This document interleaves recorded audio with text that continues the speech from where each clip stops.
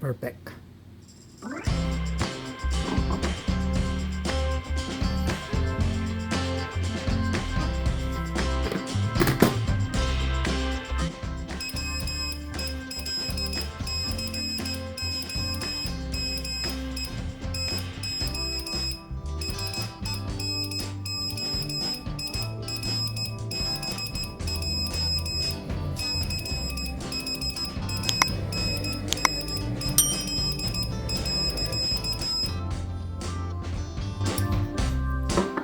Welcome to Senwar BJ YouTube channel, ang channel na naglalayong ibahagi ang mga bagay-bagay base sa mga natutunang karanasan.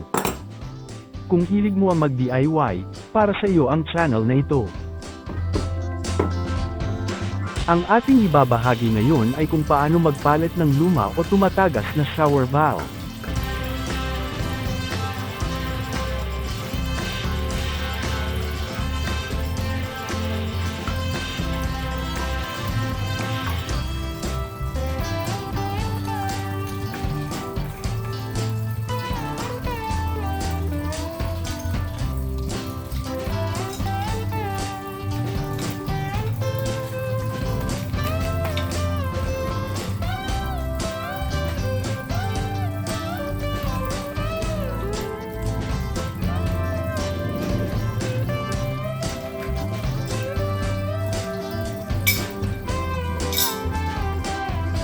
Importanteng alamin muna kung anong brand ng valve ang nakakabit sa inyong shower, dahil may iba't ibang uri at sukat ang mga ito.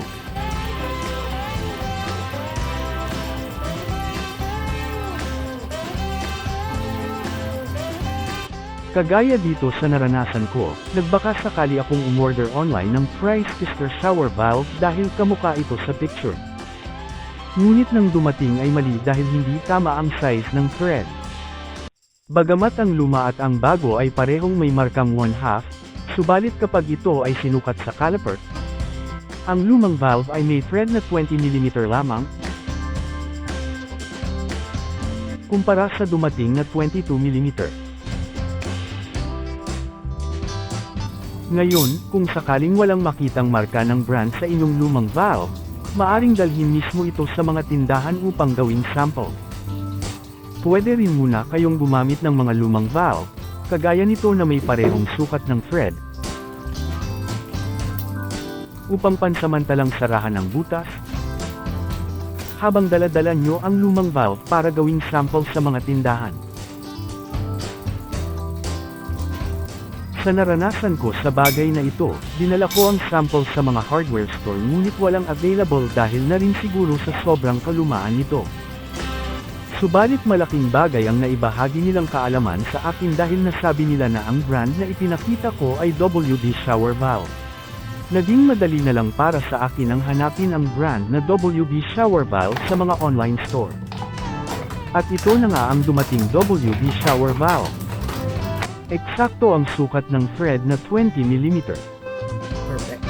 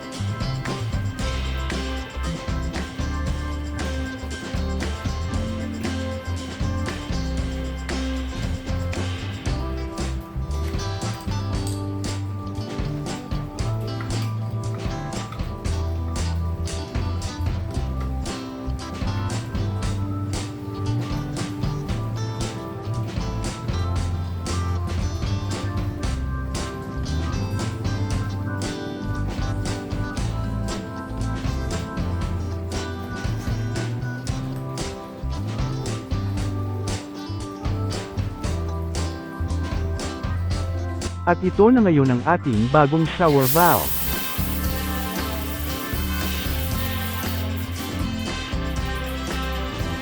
Hanggang sa muli.